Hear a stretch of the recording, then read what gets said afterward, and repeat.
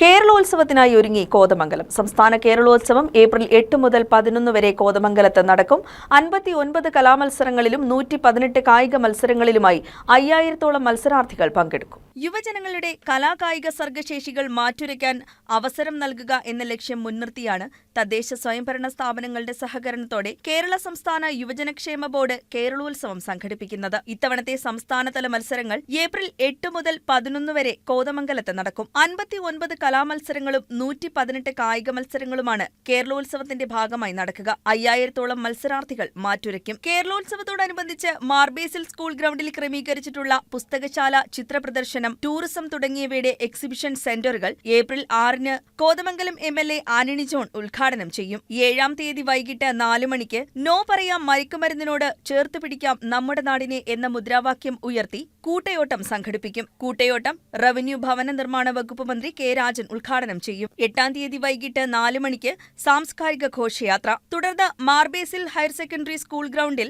Fishery സാംസ്കാരിക യുവജനകാര്യ വകുപ്പ് മന്ത്രി സജി ചെറിയാൻ അധ്യക്ഷത വഹിക്കുന്ന യോഗത്തിൽ നിയമവ്യവസായ കയർ വകുപ്പ് മന്ത്രി പി രാജീവ് കേരളോത്സവം ഉദ്ഘാടനം ചെയ്യും. കേരള സംസ്ഥാന യുവജനക്ഷേമ board vice chairman S Satheesh, ജില്ലയിൽ നിന്നുള്ള പാർലമെന്റ്, നിയമസഭാ അംഗങ്ങൾ ഉൾപ്പെടെയുള്ള ജനപ്രതിനിധികൾ പങ്കെടുക്കും. ഉദ്ഘാടന സമ്മേളനത്തിന് ശേഷം വിധു പ്രതാപും സംഘവും അവതരിപ്പിക്കുന്ന മ്യൂസിക് ബാൻഡ് ഉണ്ടായിരിക്കും. 9-ാം തീയതി മുതൽ 11-ാം തീയതി വരെ വിവിധ വേദികളിലായി കലാകായിക മത്സരങ്ങൾ നടക്കും. 11-ാം തീയതി സമാപന പൊതുസമ്മേളനവും പ്രതിഭാ പുരസ്കാരവും നിയമസഭാ സ്പീക്കർ AN ഷംസീർ ഉദ്ഘാടനം ചെയ്യും. ജലവിഭവ വകുപ്പ് മന്ത്രി റോഷി അഗസ്റ്റിൻ മുഖ്യാതിഥിയാകും. ഇടുക്കി MP ഡീൻ കുര്യാക്കോസ് തുടങ്ങിയവർ പങ്കെടുക്കും. തുടർന്ന് റിമി ടോമിയും സംഘവും അവതരിപ്പിക്കുന്ന മ്യൂസിക് ബാൻഡും ഉണ്ടായിരിക്കും.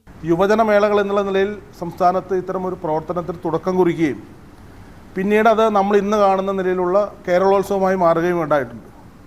അപ്പോൾ ഇന്നിപ്പോൾ 2025 നമ്മൾ പരിശോധിക്കുമ്പോൾ കേരളോത്സവം എന്നുള്ളത് അക്ഷരാർത്ഥത്തിൽ കേരളീയ യുവസമൂഹത്തിൻ്റെ ഏറ്റവും വലിയ ഒരു കലാ, കായിക, സാംസ്കാരിക സംഗമ വേദിയാണ്. അപ്പോൾ അത്തരത്തിലുള്ള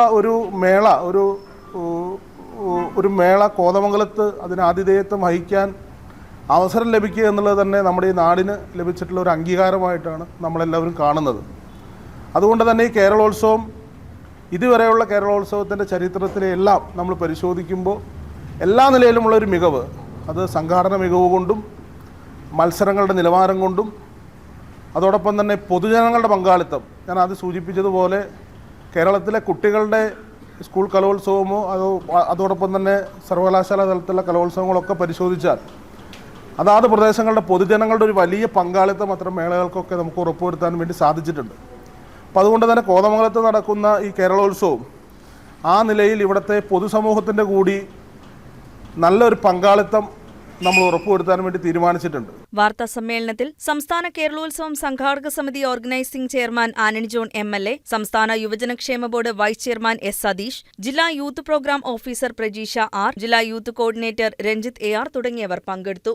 കേരളത്തിൽ ഇതുവരെ നടന്നിട്ടുള്ള കേരളോത്സവത്തിൻ്റെ സംഘാടനത്തിലെ ഏറ്റവും മികച്ച ഒന്നാക്കി മാറ്റാൻ ആവശ്യമായ പ്രവർത്തനമാണ് ഇവിടെ ആസൂത്രണം ചെയ്ത് നടപ്പാക്കിക്കൊണ്ടിരിക്കുന്നത്. അതിന് എല്ലാ വിധത്തിലുള്ള പിന്തുണയും ഇവിടുത്തെ പൊതുസമൂഹവും മാധ്യമങ്ങളും ഇതിനകം തന്നെ നൽകിക്കഴിഞ്ഞിട്ടുണ്ട്.